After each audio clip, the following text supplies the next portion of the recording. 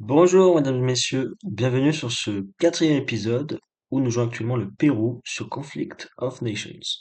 Alors, depuis le précédent épisode, certains événements se sont déroulés, je vais donc faire le résumé. Alors, je sais pas si vous vous souvenez dans l'épisode 3, mais on avait parlé d'un piège en gros dans lequel il fallait pas tomber, et dans lequel forcément je suis déjà tombé bien évidemment. Ce piège est le suivant, il faut surtout pas arrêter les conquêtes, ou du moins, ça dépend en fait. C'est-à-dire, imaginons vous avez déjà envahi quelques pays, pas non plus grand-chose, mais quand même assez pour avoir quand même déjà pas mal amélioré votre économie. Vous pouvez toujours faire une pause, par exemple, pour vous préparer militairement avec des troupes, en former, même les améliorer, pour attaquer par exemple un autre pays qui lui aussi s'est développé, et au final vous pouvez pas l'attaquer tout de suite parce que vous n'avez pas encore les unités nécessaires. Vous voyez, donc c'est une pause où vous chômez pas, vous ne faites pas rien non plus, vous chômez pas en fait. Voilà.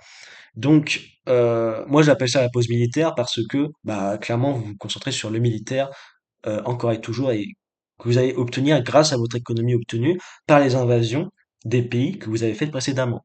Voilà. Sauf que nous, dans notre cas avec le Pérou, alors à l'épisode 3, on avait envahi que ce que vous voyez ici, ce qui ne représentait quasiment rien. On avait eu une ville en plus seulement qui produit du carburant, donc c'est pas non plus la ressource primaire.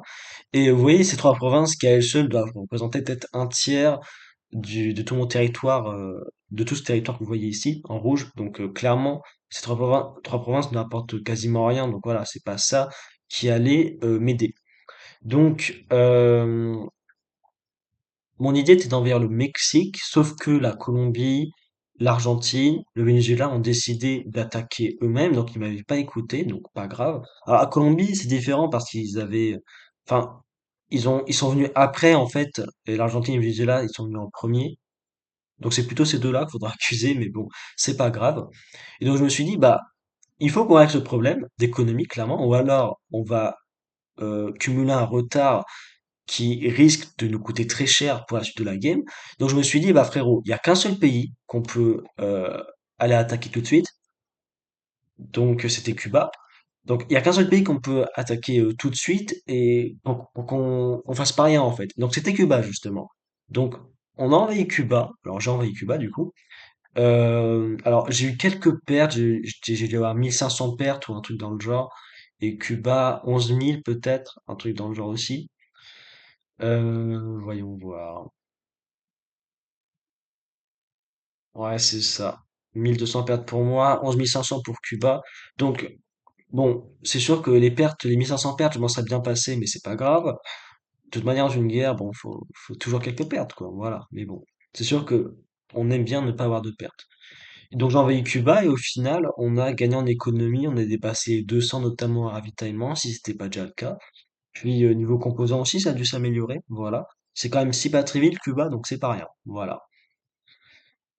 Euh, donc, après avoir envahi Cuba, enfin, du moins, pendant le temps d'envahir Cuba, pendant que j'étais en train d'envahir Cuba, il y a l'Argentine et compagnie qui ont avancé leur invasion au Mexique. Et vous voyez que le prochain objectif, eh ben, il est juste au-dessus, c'est les États-Unis. Alors, États-Unis et Canada d'ailleurs. Il faut savoir déjà que les deux sont dans la même coalition. Je peux vous le prouver si vous voulez en allant voir leur coalition. Vous voyez, tous les deux sont dans la même. Alors, ce qui nous arrange pas, c'est sûr, mais bon. Euh, donc, pour moi, je pense qu'on va plus parler des États-Unis parce que le Canada, c'est un peu plus loin encore, mais les États-Unis, c'est clairement euh, ce qui se présente à nous là tout de suite, en fait, très clairement. Voilà. Donc, États-Unis, la Colombie avait déjà dit précédemment qu'ils n'étaient pas inactifs. Alors, pour le moment, je suis en accord avec eux parce que leurs bâtiments, c'est pas des bâtiments d'inactifs, c'est sûr. Quand le bot prend votre pays et donc pour le contrôler, parce que vous êtes inactif depuis trop de temps, il va plutôt construire des bases militaires niveau 2 comme ici par exemple, et construire les unités telles que les véhicules de combat blindés, donc ici, non, ici, voilà, les véhicules de reconnaissance aussi, puis il va les maxer surtout, il va les améliorer, bah, ouais, il va beaucoup les améliorer. Je sais même pas s'il est capable de former les infanteries, je suis pas sûr, mais les deux là que je viens de vous citer précédemment, ça c'est sûr, voilà. Sauf que les États-Unis, ils ont formé par exemple des bases navales niveau 3, donc clairement ils sont pas AFK. Et dans la Colombie avait carrément dit qu'ils se préparaient pour quelque chose. Donc ça veut dire carrément peut-être les États-Unis se prépareraient pour pourquoi pas nous attaquer par exemple. Voilà. Donc bah ça, je le sais pas honnêtement, bien sûr, hein, je suis pas un devin. Donc moi ce que j'avais dit, donc enfin parce que la Colombie avait proposé d'attaquer les États-Unis prochainement, donc c'est bien sûr que j'ai dit évidemment. Donc j'avais dit que j'attaquerais à l'est du pays. Donc l'est, vous êtes d'accord, ça va être tout ce qui est Washington, New York, voire même pardon, la Nouvelle-Orléans. Sauf que le Venezuela, il a déjà mis des troupes, donc qui sont prêtes, on va dire. Alors je pense il va en envoyer d'autres quand même parce que c'est pas avec que ça qu'il va faire son invasion. Quoique, épate-moi au pire, mais très clairement le Venezuela va attaquer à l'est, je pense, voilà, vu le positionnement des troupes. Donc je me suis dit, bah en vrai, ce serait peut-être mieux d'attaquer par l'ouest, parce que en vrai, vous voyez, cette partie-là, cette façade maritime de l'ouest avec Portland, San Francisco et Los Angeles, si j'envahis cette partie-là, ce sera peut-être plus simple pour moi, parce que il y a que l'océan Pacifique qui nous relie, alors qui relie cette partie-là des États-Unis et mon pays. Vous voyez? Alors que pour la côte est des États-Unis, bah, il y a l'océan Atlantique, il y a le golfe du Mexique, il y a la mer entre Cuba et la Colombie, entre Cuba et Panama, puis il y a encore un bout du Pacifique ici, et enfin on arrive au Pérou. Donc vous voyez, c'est peut-être plus pratique d'aller directement par là plutôt que par là. Sachant que vous voyez, je peux venir par tous les côtés si je veux, donc c'est vraiment, bah, c'est pratique justement. Voilà, c'est peut-être plus pratique. Donc après ça c'est que le point de vue naval parce que je me dis bah attends, si on attaque les États-Unis aussitôt dans la game avec deux fronts à la fois juste pour nous le Pérou juste pour un seul pays, ça pourrait vraiment les mettre en difficulté. Donc c'est pour ça que je me suis dit bah on va les attaquer par le naval. Donc pour le naval déjà j'ai envoyé des troupes du genre la frégate ici, la corvette ici qui avait servi pour bombarder un peu les villes de Cuba. Et j'avais aussi envoyé, alors oui, c'est 5 frégates que j'ai formées en fait pendant les derniers jours avec mes bases navales niveau 2. Alors oui, ici à Trujillo. Alors là, je forme un croiseur en ce moment parce que j'ai enfin réussi à avoir une base navale niveau 4, donc voilà, on verra bien ce que ça donne. Euh, j'ai oublié des conseils pour le recrutement, c'est pas grave. Et donc, 5 frégates, voilà, qui vont également servir pour bombarder d'un point de vue naval. Ça me suffit amplement pour faire mes affaires. Alors, j'espère en tout cas parce que vu que les États-Unis ont des bases navales niveau 3, peut-être qu'ils ont des destroyers ou des sous-marins d'attaque. Dans tous les cas, ça pourrait mal se passer. Espérons que ça se passe bien. Voilà. Je sais pas du tout quel navire ils ont à leur disposition. Donc, faut voir. J'ai pas mis d'agent d'ailleurs d'enseignement, je crois. Ah, faudrait peut-être qu'on en mette un. Alors le problème, c'est qu'ils ont envahi aucune ville, donc c'est un peu embêtant. J'aurais préféré mettre dans une ville qu'ils auraient envahi où on est sûr qu'ils ont pas mis d'agent. Mais là, alors, quelle ville on pourrait mettre un agent serait intéressant, honnêtement. Vas-y, je vais mettre Los Angeles, c'est quoi? En plus, c'est sur la façade maritime, donc vas-y, autant faire ça. On va attribuer une mission de renseignement, voilà, on est content. On va mettre d'ailleurs un agent à Lima, ça servira toujours, au cas où, voilà, on a un peu d'argent à dépenser, faisons-le. Et c'est fait. Donc, point de vue naval, envoyer ces deux navires. J'avais aussi envoyé les 5 frégates qui sont ici. Niveau terrestre, j'ai envoyé des infanteries qui étaient là, à Cusco, à Arequipa et à Iquique. Tout simplement parce que ces troupes-là étaient, bah, servaient un peu de garde, mais bon, à Iquique, ça m'étonnerait que quelqu'un m'attaque. J'espère pas en tout cas. Arequipa et Cusco, bon, c'est des villes terrestres, donc enfin des villes terrestres, des villes enclavées, donc elles craignent rien normalement niveau naval, à moins que l'adversaire ait déjà des véhicules amphibies du genre infanterie de marine ou encore véhicules de combat amphibies. Bah, je pense pas honnêtement, c'est assez improbable. Alors, il y a bien une game avec les Philippines, en ce moment je les joue, et je les ai même joués avant ces véhicules-là. C'est vrai qu'en fonction du contexte, ça peut être efficace, mais bon, franchement, je pense que c'est très improbable cet événement. Donc, on va partir du principe que ça ne nous arrivera pas. Voilà. Donc ça, c'est niveau terrestre pour le Pérou. Et puis à Cuba, il y avait des troupes aussi qu'on avait envoyées. Et pour celles qui étaient encore à peu près en état, j'ai décidé de les envoyer là. Alors, ou bien ici, ou bien ici, donc à Mexicali, qui a été envahi par l'Argentine. Et de cette façon, on pourra attaquer les États-Unis sur la terre, mais également par le naval. Voilà. Donc, il faudra essayer de synchroniser ces attaques. Alors là, pour moi, aujourd'hui, on est mercredi. Et alors, euh, jeudi et vendredi. Donc demain et après-demain, je suis libre, je suis à la maison, et donc samedi, dimanche aussi parce que c'est le week-end. Donc peut-être que cette opération se déroulera dans les prochains jours. Donc ça se trouve samedi là qui vient, donc où je ferai l'épisode 5. euh, Peut-être que ça aura déjà bien avancé, carrément on aura déjà déclaré la guerre, peut-être, je ne sais pas. Faudra voir en fonction des autres aussi, parce que s'il y a que moi qui attaque, ça peut poser un problème juste pour moi. Alors que si tout le monde attaque en même temps, bah là ce serait déjà mieux. Vous voyez, plus de cohésion d'équipe, plus de chances de gagner. Donc clairement, ça a amélioré mes chances comme les leurs. Et quand je dis les leurs, c'est celles de mes alliés. Voilà. Euh, donc ça, c'est pour toutes les troupes que j'ai décidé d'envoyer aux États-Unis. Alors d'ailleurs, par les États-Unis, vraiment le point de vue qui nous intéressait, c'est le point de vue naval. Donc à New York, ils ont une base navale niveau 2. À la Nouvelle-Orléans, une base navale niveau 3. À San Francisco, une base navale niveau 3 encore. Et à Hawaï, une base navale niveau 2. Voilà. C'est les seules bases navales qu'ils ont. Donc c'est-à-dire, logiquement, ils auraient formé des frégates, des corvettes peut-être. Alors corvette, c'est quand même plus probable, plus probable. Et puis les bases navales niveau 3, ça voudrait dire destroyer, ça voudrait dire sous-marin d'attaque. Vu que c'est un joueur débutant, je pense que c'est plus probable que ce soit des destroyers, puisqu'en plus sous-marin d'attaque sera pas efficace dans les eaux côtières. Eaux côtières que vous pouvez voir en faisant ceci, vous voyez, donc ça en clair c'est les eaux côtières, et en sombre c'est les eaux profondes. Et les sous-marins d'attaque sont bien plus puissants dans les eaux profondes que dans les eaux côtières. Vous voyez, il y a des malus carrément pour les eaux côtières, donc c'est vraiment pas, pas ouf pour le coup.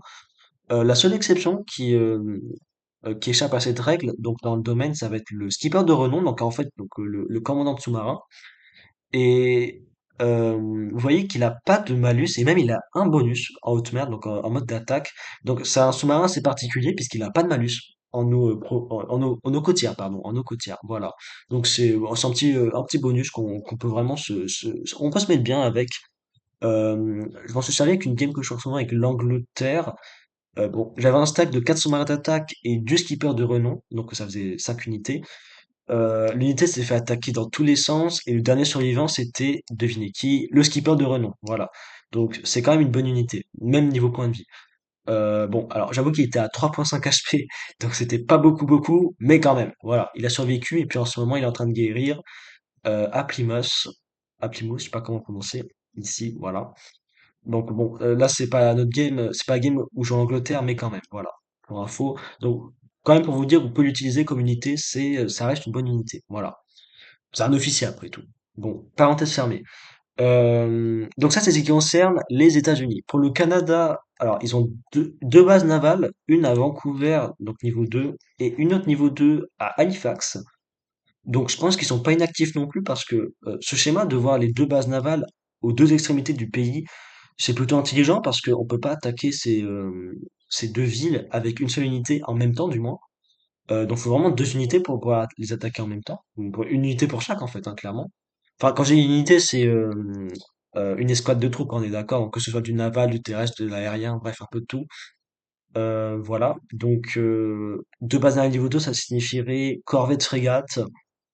Corvette là aussi, enfin, je trouve Corvette c'est plus probable parce que chez les débutants, voilà, on aime bien, c'est le bâtiment, bah oui, c'est le bâtiment naval de départ, qui va pas servir comme navire de guerre, mais plutôt pour empêcher le débarquement et voire même l'embarquement de certaines troupes, donc des troupes ici de transport qui n'ont aucune statistique, donc qui sont inoffensives autrement dit, alors que la corvette, elle, peut les endommager gravement, donc c'est plutôt un bon navire à ce niveau-là. D'ailleurs, même moi, je les utilise par exemple en début de game juste pour justement éviter ces débarquements-embarquements. Bah d'ailleurs, j'en dois avoir quelques-unes ici, voilà, j'en ai que deux. Alors j'en ai une troisième qui est ouais qui est par là, je crois bien, voilà, ici. J'en ai une troisième quand même, voilà. Donc bah, c'est une navire de départ assez efficace pour empêcher ces débarquements et embarquements. Donc voilà, je conseille juste pour ça. Après, comme navire de guerre, je vois très rarement des joueurs utiliser ça comme navire de guerre. Même si c'est déjà arrivé quelques fois, et honnêtement, vous pouvez être surpris, mais bon, voilà. C'est surtout pour empêcher le débarquement-embarquement, quand même, voilà.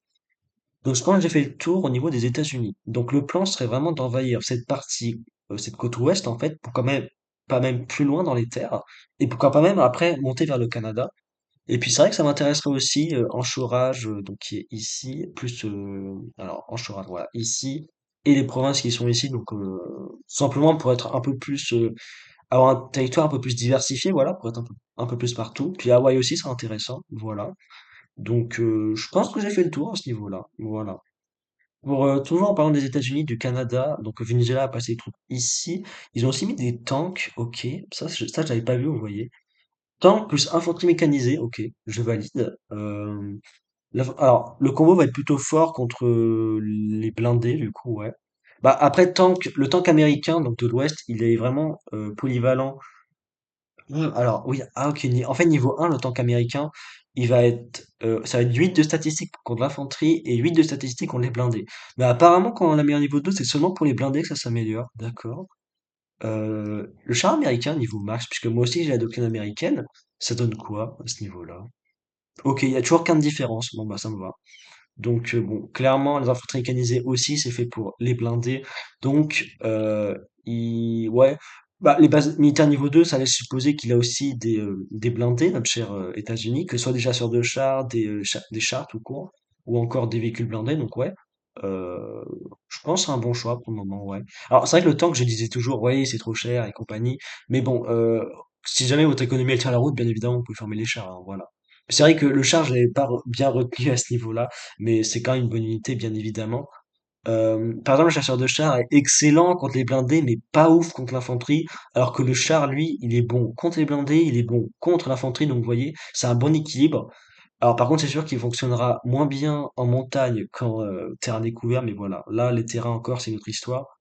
Et c'est vrai que char et chasseur de char, ça n'a pas les mêmes avantages et désavantages, donc pour les bonus-malus. Par exemple, le chasseur de char, il est excellent dans la défense, notamment dans l'urbain et le sururbain. Par contre, le chasseur de char, carrément, il a des malus. Donc, vous voyez, c'est pas la même chose. Le char, pardon. Je crois que j'ai dit chasseur de char, c'est bien le char qui n'a pas les mêmes capacités de bonus bah, surtout de bonus, en fait, que le chasseur de char en défense dans les villes. Voilà. Même dans le sururbain. Voilà. Donc je crois qu'il y a que le Venezuela qui a mis ce genre de troupes dans les parages. La Colombie et l'Argentine essaient de finir le Mexique. Là, il y a trois provinces qui restent. Voilà. La Colombie, je sais pas s'ils ont fait d'autres recherches d'unités. Alors Venezuela, ok, ils ont fait des hélicos, des chasseurs bombardiers, des chasseurs de supériorité aérienne. La Colombie, ils ont pas. Ah si, ils ont du naval, ok, ils sont en train de former leur premier croiseur. Ah, je dois voir. Leur premier navire, ça va être un croiseur, ok, ça c'est original. Bon, d'accord. Colombie, il n'y a pas grand-chose à dire niveau unité. Venezuela, ils sont en train de construire un deuxième destroyer, je crois.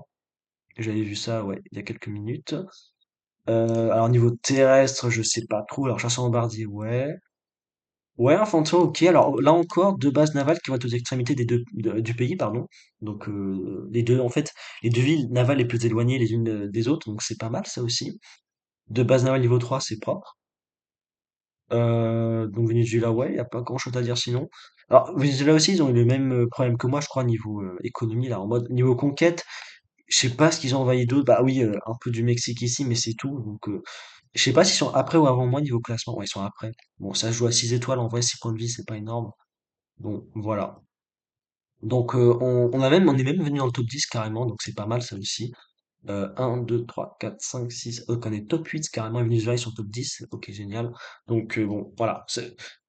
Petit à petit, on commence à renverser la balance. Donc, c'est pas mal pour nous. Voilà. Puis je pense, on est que 4 dans une coalition.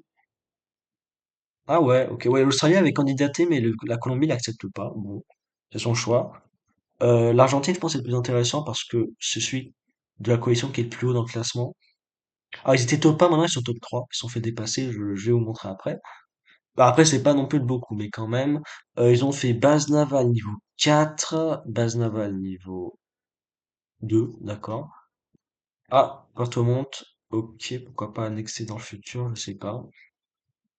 Ils ont fait aussi les chars et puis ouais, l'Argentine en fait là, il y a pas beaucoup d'unités tout simplement parce qu'ils sont passés au Japon. Donc ça c'est pour les conquêtes des autres donc de mes coéquipiers. L'Argentine sont passés au Japon, donc pourquoi pas pour avoir un point de vue en Asie pardon, why not? Euh, et je crois qu'ils sont pas partis ailleurs, hein, sinon ou peut-être si en Afrique je crois. Ouais, si en Afrique, si. En Afrique du Sud précisément. Donc ils ont toujours rien commencé, on verra bien ce que ça donne.